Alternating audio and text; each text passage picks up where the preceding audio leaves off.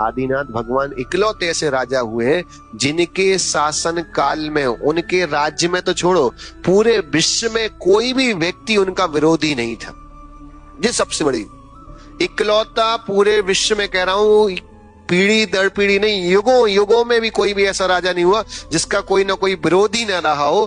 पर इकलौते आदिनाथ परमात्मा एक ऐसे परमात्मा थे जिनका कोई विरोधी नहीं था।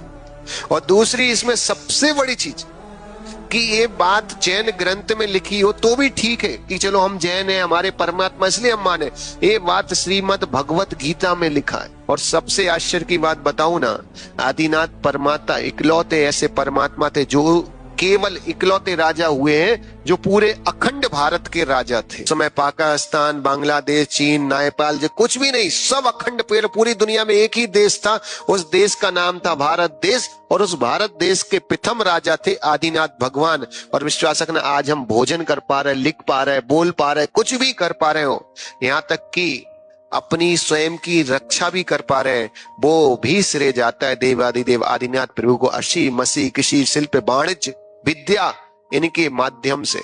और पता, हमें ऐसा लगता है कि 6 कला नहीं सिखाई, केवल बाहुबली भगवान को, भरत भगवान को हजारों कलाएं सिखाई। ब्राह्मणी को केवल अंक विद्या और लिपि विद्या नहीं सिखाई, उसके साथ जुड़ी हुई सारी विद्याएं आप कल्पना करो देवादिदेव आदिनाथ भगवान ने सिखाई है। और ऐसे देवादिदेव भगवान जिनकी कृपा से आज पूरा संसार भोजन कर पा रहा है, जिनकी कृपा से पूरा संसार हंस मुस्कुरा पा रहा है, व्यापार कर पा रहा है, सारी चीजें की, ऐसे देवादिदेव भगवान का आज केवल ज्ञान महोत्सव है। सारी चीजें, सबसे बड़ी प्रमाणित बात याद रखना कि ये जैन ग्रंथ तो छोड़ो, श्रीमद् भगवत गीता में लिखा है।